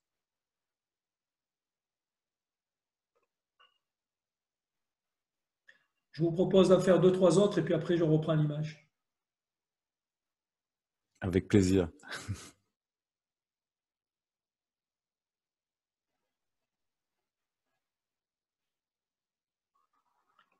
Donc là, c'est une action qui est plutôt bien amenée. Hein. On est bien dans un projet. Vous voyez qu'il vous voyez que quand on regarde comme ça, on identifie pour un entraîneur, c'est intéressant, c'est-à-dire regarder le score. Hein, on est à l'extérieur, on est à la 16e minute, on a un projet de jeu qui est clairement identifié en attaque. D'accord. On arrive, quand on l'analyse, bon, je vous ai donné quelques clés d'analyse au départ, mais on arrive à bien identifier la recherche des attaques assez longues, on recherche à isoler sur des temps forts par des duels et après on essaye de bien les exploiter. Donc, au niveau de la construction tactique du jeu, si je devais mettre une note à mon équipe, je mettrais quasiment sur ce que je viens de voir, je mettrais 9 sur 10 dans les intentions tactiques. Par contre, dans la réalisation ou technique ou relationnelle à 2 à 3, je suis un peu plus sévère sur la note. Donc là, on a le pivot qui s'écarte bien, le duel qui est excellent. Voilà, il fait bien venir le bloc défensif. Vous voyez, on a toujours ce bloc défensif serré, ce joueur qui se prépare à monter en diagonale. Donc on sait que la situation, elle est créée. On n'est plus que dans l'exploitation. Là, il prend l'option du shoot. Mais je pense aussi que cette option, il la prend parce que toujours le même problème. On a Valentin, le numéro 28, qui est beaucoup trop dans l'alignement. Je pense qu'un mètre de plus en profondeur, ça a évité l'alignement, d'autant plus que ce sont des défenseurs de qualité. Ils jouent sur une stratégie qui consiste à monter en diagonale. Ils jouent toujours avec ce bras-là qui est prêt à intercepter. Imaginez-vous que ce bras, il peut sortir comme ça avec la vitesse du déplacement. Et donc, du coup, cette passe, elle est trop dangereuse. C'est pour ça qu'il choisit le tir. Et là, le problème, c'est pas tant le tir que la profondeur du numéro 28 qui n'offre pas assez de solutions aux porteurs de balle. Donc, tout ça, ce sont des réglages techniques dans les relations à 2-3 joueurs qui sont importantes à voir. Voilà, on a fait une dernière, si vous voulez bien. Je ne sais pas exactement ce que c'est, mais on s'arrêtera là et après on reviendra sur la partie comment on peut s'entraîner.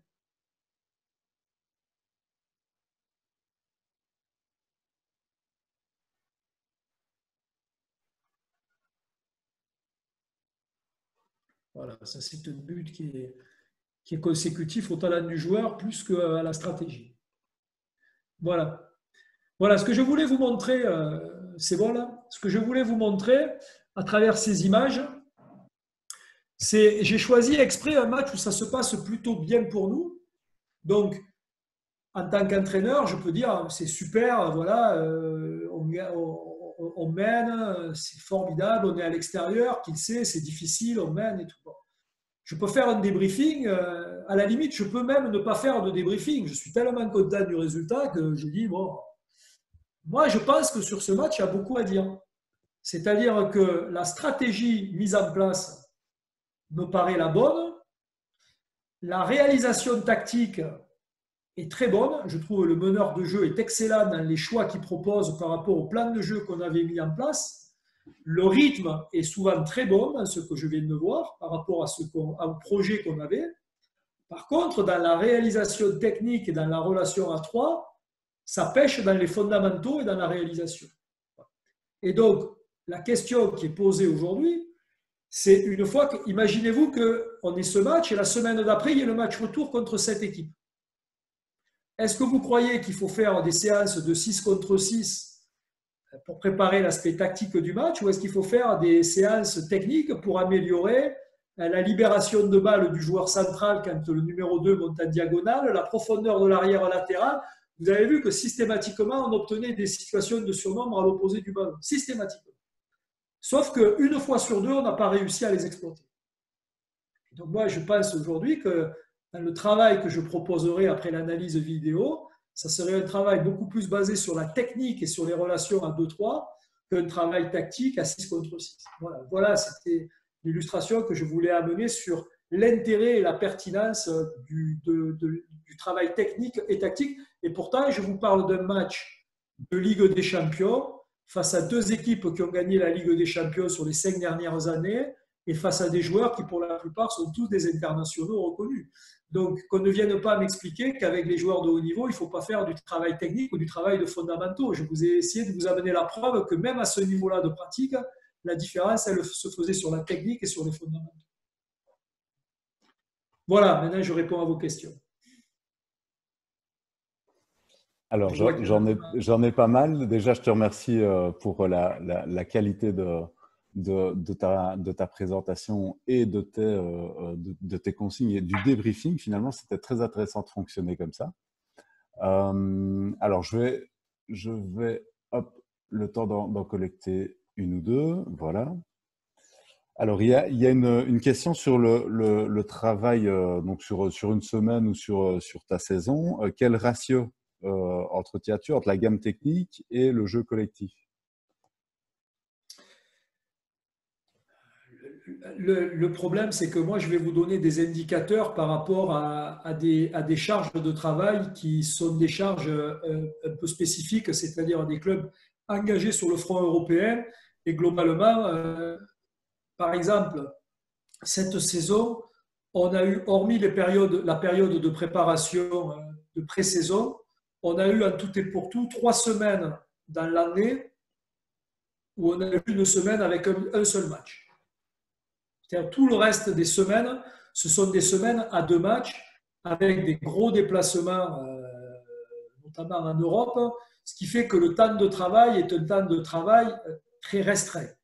Et qu'aujourd'hui, je suis certainement le plus mal placé, comme mes collègues entraîneurs qui entraînent en Ligue des Champions et en championnat, dans des championnats relevés comme la Lidl Star League ou la Bundesliga. Je suis le plus mal placé pour vous parler de pourcentage de travail. Parce que nous, aujourd'hui, on fait du bricolage. Moi, je suis un entraîneur bricoleur. C'est-à-dire les programmations, à part les 7 semaines de préparation, si je passais un examen d'entraîneur et que je fais voir ma préparation, ma programmation, je suis recalé à tous les coups. C'est-à-dire que j'ai l'idée de ce que je veux faire dans ma semaine, mais l'agencement de ma semaine est quelque chose. On fait des séances qui sont des séances un peu fourre-tout. C'est-à-dire, ça peut m'arriver de partir dans une idée de séance et de la modifier complètement. Parce qu'on a très peu de temps. Très peu de temps. C'est-à-dire, je vais, par exemple, si sur la mise en place, quand on a préparé, je vais repartir sur ce match de Kielce. Quand on a préparé le match de Kielce, on s'est donné les objectifs que je vous ai donnés, attaque longue, beaucoup jouer sur des duels pour concentrer la défense et vite écarter les ballons, parce qu'on avait vu que sur les extérieurs, il y avait énormément de place et comme en plus on avait des ailiers performants, l'idée c'était d'écarter au maximum les ballons le plus vite possible. Ça veut dire quoi? Si vous voulez jouer ce jeu-là, il faut être performant dans le duel, parce qu'il faut qu'à un moment donné, le premier duel, il mobilise les défenseurs. Il faut avoir la capacité à bien lire le jeu et à libérer les ballons et à attaquer les intervalles, surtout les intervalles externes. Pour travailler, vous avez vu qu'on a joué sur 3 mouvements. En gros, on avait 3 enclenchements dans ce match. 3 mouvements, voilà, avec les pivots qui glissaient pour isoler. Bon, ça, c'était basique. Ça, avec une équipe qui est préparée, je ne sais pas, moi, vous répétez ça 15 minutes sur un entraînement, ça suffit. 15 minutes, les joueurs, ils ont dû comprendre. Ça, c'est dans notre bagage. Ça a été travaillé pendant la pré-saison. On le remet, on le refait 15 minutes, on fait ça. Et en plus, je vais vous dire, à l'entraînement, si c'est l'entraînement de veille de match ou d'avant-veille de match, vous n'allez pas le faire plein pot. Les 1 contre 1, vous n'allez pas les pousser plein pot. Donc, vous répétez pour que tout le monde se remette ça en tête. Et normalement, un quart d'heure après, vous pouvez passer sur du 2 contre 2 ou du 3 contre 3, sur du travail vraiment très spécifique en travaillant la montée du joueur en travers pour que le joueur central libère le ballon avec un choix, passe de décalage à l'arrière ou à l'ailier. Là, vous faites des gammes d'exercices, par contre là, à intensité à 100%. Ce que je ne sais pas quand je démarre la séance, ça, je sais que je vais le faire. Et par exemple, je vais travailler beaucoup sur le tir au niveau technique, sur le tir externe de l'arrière ou sur le tir de l'aile, parce que je sais qu'il va y en avoir beaucoup. Mais par contre, quand je démarre la séance, si au bout de 10 minutes, je vois que les joueurs ils ont compris les mouvements qu'on allait mettre en place, je ne vais pas en faire plus. Au bout de 10 minutes, c'est bon, on y va. Si je vois que sur le travail à 3 contre 3, qui est à intensité maximale, les joueurs ils se donnent à fond et la réalisation technique est bonne et que c'est capté, à 48 heures du match, je ne vais pas faire ça pendant 45 minutes au risque de blesser les joueurs. Par contre, on va le faire, et ça, il faut communiquer avec les joueurs, c'est-à-dire on fait des séries courtes, mais pour bien le travailler, il faut le faire à intensité maximale. Donc, ce que je veux dire par là, c'est que je sais le travail que je vais faire, mais par contre, le temps que je vais y consacrer, c'est un temps qui est relatif par rapport à l'objectif des matchs qui sont derrière. Je ne suis pas, et ça, c'est ça qui est le problème, notamment pour les joueurs en formation, là, je ne suis pas dans une démarche de formation du joueur.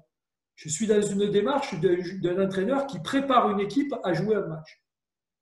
Vous avez vu Kylian Villemino, qui est un jeune joueur. C'est un joueur très talentueux. mais qui a encore besoin d'améliorer beaucoup de choses dans la lecture du jeu.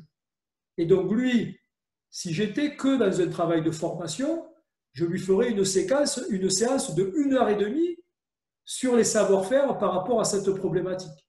Mais je ne peux pas le faire quand je suis entre deux matchs, alors que c'est un joueur de 20 ans, mais qui a démarré comme titulaire à l'extérieur. Voilà. Donc, sur les répartitions de travail, c'est difficile. Ce que je sais, par contre, c'est qu'il faut y passer beaucoup de temps. Cet exercice basique, qui est une situation qu'on retrouve de plus en plus dans le handball, du joueur central quand il reçoit la balle, qui est agressé par un défenseur, la qualité de sortie de balle, de sentir le défenseur qui monte pour libérer rapidement la balle, c'est un travail qu'il faut répéter à intensité max et qu'il faut répéter beaucoup.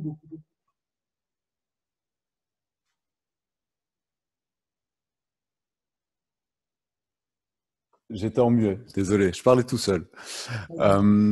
Alors, j'ai une autre question que je vais te lire. Au vu des vidéos que tu as transmises, comme dans beaucoup d'autres sports, comment faire conscientiser le jeu sans ballon et son action de partage dans l'action collective, même si le joueur ne reçoit pas directement le ballon?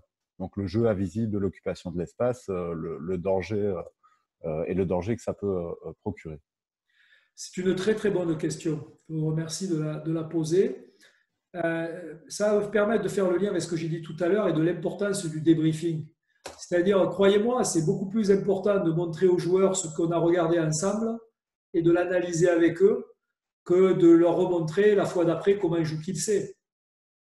Par rapport à la question telle qu'elle est posée, je pense que si je refaisais la vidéo avec les joueurs, tout porterait sur l'analyse du jeu sans ballon, globalement, comme je l'ai fait avec vous. C'est-à-dire que vous avez vu que plusieurs fois, je vous ai dit, le meneur de jeu, il ne fait pas forcément le choix très juste, mais la plupart du temps, quand le choix n'est pas juste, c'est que l'arrière latéral n'est pas suffisamment en profondeur. Et donc ça, je pense qu'il faut insister. Quand on fait des arrêts sur image, je ne dis pas qu'une fois que vous l'avez vu à la vidéo, vous l'avez compris et qu'en retournant sur le terrain, ça va être bon. Ça serait beaucoup plus compliqué que ça. Mais ça, c'est important de le faire comprendre et d'amener le correctif. C'est-à-dire, non, c'est pas... souvent, Valentin, il fait ce reproche au meneur de jeu, il trouve qu'il ne reçoit pas assez vite le ballon. Et souvent, ça m'arrive de lui dire, Valentin, c'est Valentin Porte, qui au demeurant un joueur de très haut niveau et surtout d'une intégrité intellectuelle qui lui permet d'avoir des analyses justes. Souvent, en match, il dit, mais j'ai pas eu le ballon. Et souvent, je le reprends en disant, mais j'ai re-regardé l'action dont tu m'as parlé, je comprends pourquoi tu n'as pas eu la balle. C'est peut-être ta faute, parce que peut-être. Et comme il est humble et qu'il accepte ça, quand il regarde, il comprend, il essaye de s'améliorer par rapport à ça. Il n'essaye pas de regarder en disant, mais non, ce n'est pas ma faute, c'est la faute à lui. Et il y a par exemple des actions là qui sont intéressantes à faire voir, c'est que on a utilisé nos pivots dans ce match, ou en tout cas dans la partie de match que vous allez avoir, comme des leurres de manière permanente. C'est-à-dire le pivot se déplace, il arrive à un endroit et il part. Et il part toujours pour s'écarter du porteur de balle. Alors que la plupart du temps, les pivots, ils vont à un endroit où ils espèrent qu'une chose, c'est qu'on va venir jouer autour d'eux pour leur donner le ballon. Et donc, là, ce que je mettrai en avant, moi, c'est le sacrifice. Bon, il ne faut pas non plus exagérer, ils sont payés pour ça quand même. Mais l'abnégation, en tout cas, du pivot, qui a accepté de jouer dans ce registre de jeu, qui est un registre de jeu qui ne le favorise pas. Et si demain, le président il vient me dire « Oh, les pivots, ils n'ont pas marqué de but ce soir », je lui dis « Non, ils ont bien fait leur travail. » Parce que tu ne peux pas à la fois servir de l'heure et partir pour isoler un défenseur et marquer des buts. Ça, ce n'est pas possible. Ça, c'est pas possible. Et le rôle de l'entraîneur par rapport à l'aspect tactique et stratégique, c'est de mettre dans le débriefing en valeur les actions qui ont permis la réalisation. Il y a un autre point que j'aimerais vous faire voir dans la vidéo. Je n'ai pas insisté, mais je veux y revenir. C'est que les ailiers, dans la séquence que vous avez vue, ils n'ont pas marqué un but. Est-ce que ça veut dire qu'ils ont mal joué? Non, ils ont très bien joué. Parce que par rapport à la stratégie qu'on avait mis en place, il fallait écarter au maximum le jeu et ils sont restés pointe de corner. Et s'ils n'ont pas reçu le ballon, c'est parce que les situations, elles étaient avant. Et ils ont eu le mérite de ne pas venir, comme font beaucoup d'ailiers, vouloir venir toucher le ballon systématiquement et refermer le jeu dans le secteur central.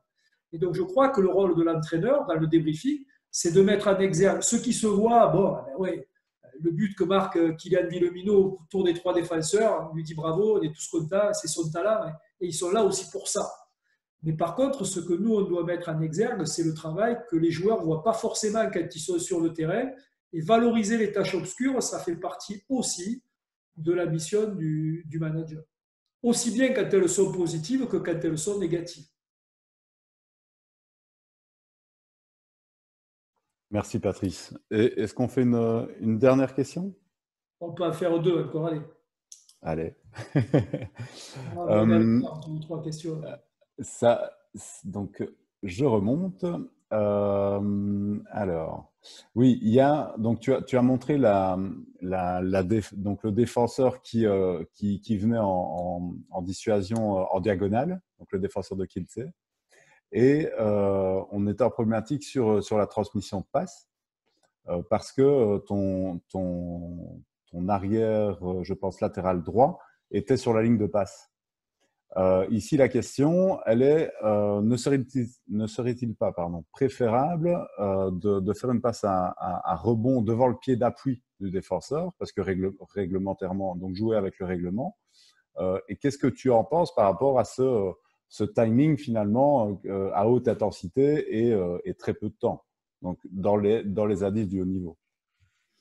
Le problème des passes à rebond dans ce genre de situation, c'est que peut-être vous ne l'avez pas suffisamment vu, mais moi j'adore jouer contre Duchebaev parce que c'est un des managers où l'aspect tactique, quand on fait un match, on en a fait beaucoup l'un contre l'autre, c'est passionnant d'un point de vue tactique. C'est toujours des matchs qui sont super intéressants. Et dans ces équipes, il fait défendre ses équipes avec des montées, ce qu'on appelle comme au rugby, des montées inversées. C'est-à-dire vous avez le numéro 2 qui monte sur le joueur central et vous avez l'ailier qui se tient prêt à venir couper la trajectoire sur l'arrière. Et ça va très très vite. Et donc le problème, c'est que la passe à rebond, peut-être elle peut marcher, je ne sais pas. Mais elle est souvent rendue délicate parce que la passe à rebond, ça met quand même du temps. Le temps que la balle rebondisse, surtout que vous avez des ailiers rapides, le temps que la balle rebondisse, il n'est pas dit que l'ailier de défense ne va pas monter sur la trajectoire parce que c'est souvent des ailiers qui montent vite sur les trajectoires. Voilà.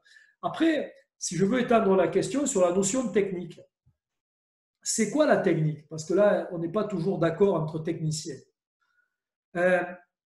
Pour moi, la technique, c'est la capacité qu'a chaque individu à amener une réponse à une situation.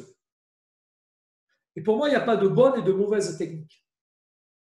C'est-à-dire qu'il m'est eu arrivé par le passé d'entraîner des joueurs dont la technique me paraissait complètement surréaliste. J'ai par exemple entraîné un joueur qui s'appelait Sobisiou, qui était un arrière droit tunisien, qui avait une malformation de l'épaule, qui était un joueur fabuleux au niveau de la réalisation, il faisait des choses assez extraordinaires, mais il avait une technique, si vous le regardiez, ça faisait peur.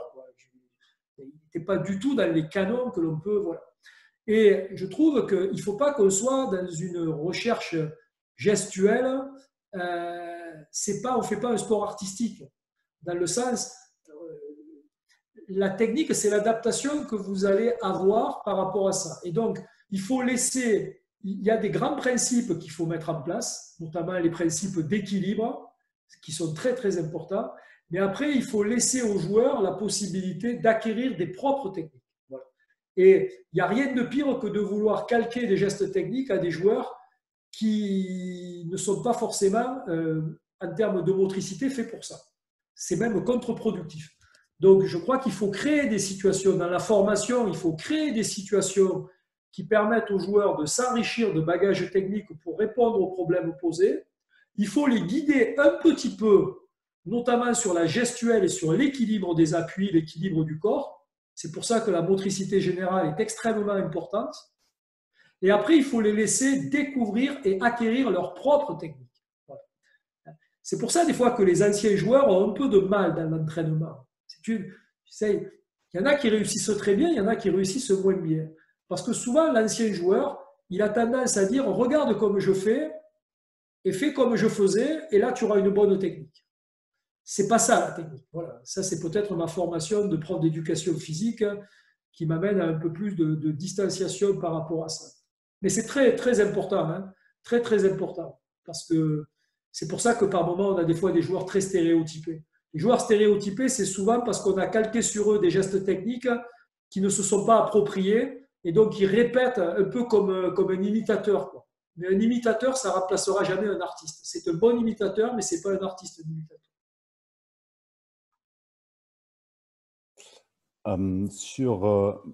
Sur le travail en relation par deux, par trois dans l'entraînement, est-ce que tu laisses la place à la discussion entre joueurs, donc un certain temps libre dans l'entraînement, où ils sont en effectif réduit à égalité numérique ou en infériorité ou en supériorité, et laisser des temps libres de travail comme ça pour qu'eux puissent peaufiner ou affiner certaines relations?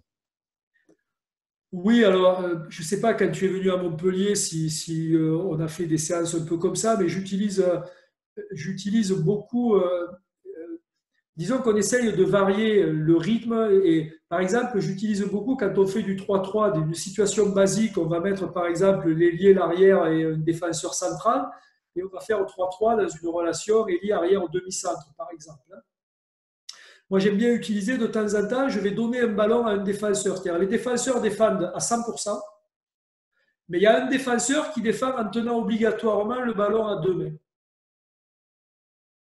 Et donc, je vais à un moment donné fragiliser la défense. C'est-à-dire que je vais fragiliser la défense. Forcément, le défenseur qui tient le ballon à 2 mains, il est plus fragile que celui qui défend normalement. Et donc, je vais essayer d'induire par rapport à ça des réponses pour que peut-être le temps fort de l'attaque se fasse sur le joueur le plus faible. Voilà.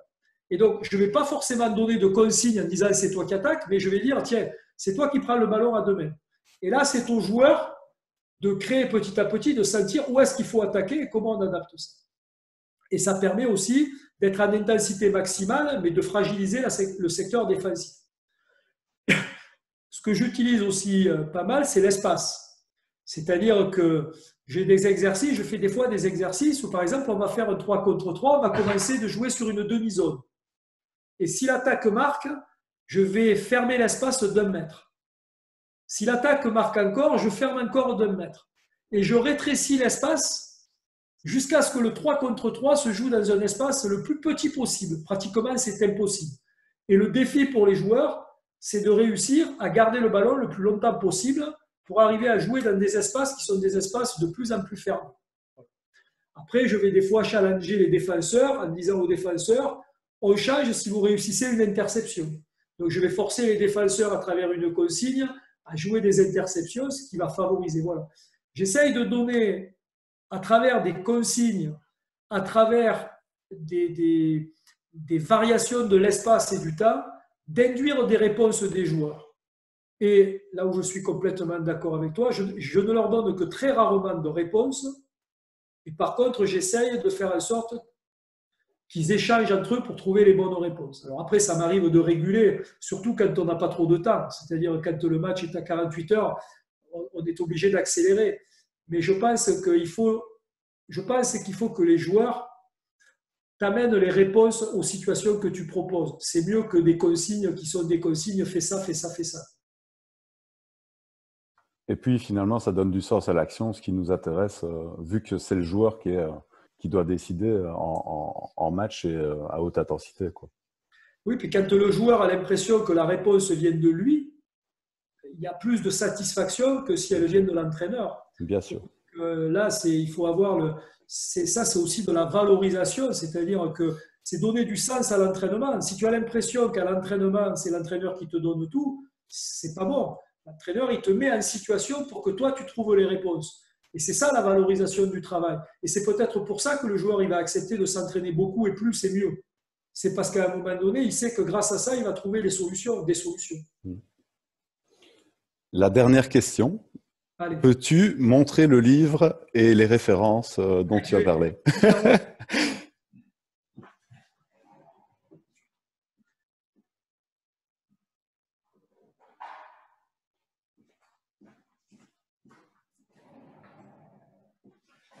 Écoutez, attendez, je vais essayer de retrouver ça aussi.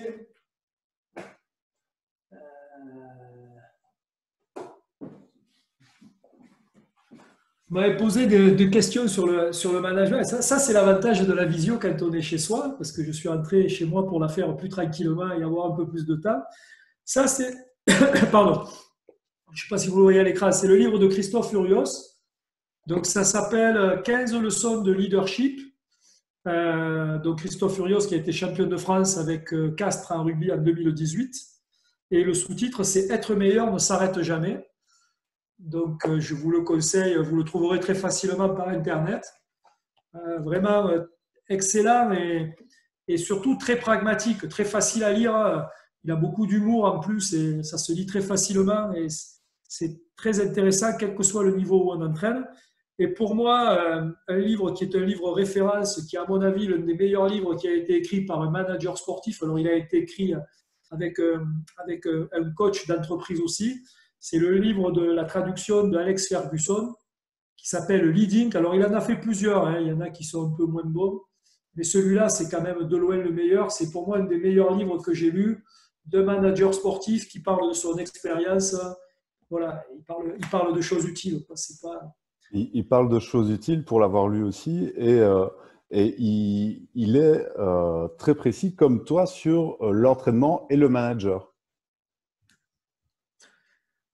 Ben, écoute, c'est une comparaison sympathique, mais non, c'est un très très bon livre. C'est un très très bon livre. Et j'ai eu l'occasion, d'ailleurs, je vous conseille ça aussi. Voilà, ça fait pendant le confinement, on a un peu plus de temps que d'habitude, donc je suis tombé par hasard, même j'ai ça cherché, sur un très très beau reportage sur le foot. C'est sur la génération 92, je ne me rappelle plus le titre, Génération 92 de Manchester United, donc la génération de Giggs, Beckham, enfin, et c'est très très beau reportage où ils reviennent sur leurs années de formation. Bon, il y a une première lecture qui est sympa, c'est l'histoire, et puis après il y a une deuxième lecture qui est une réflexion sur ce qu'est la formation dans un club comme Manchester United et sur les valeurs, sur vraiment.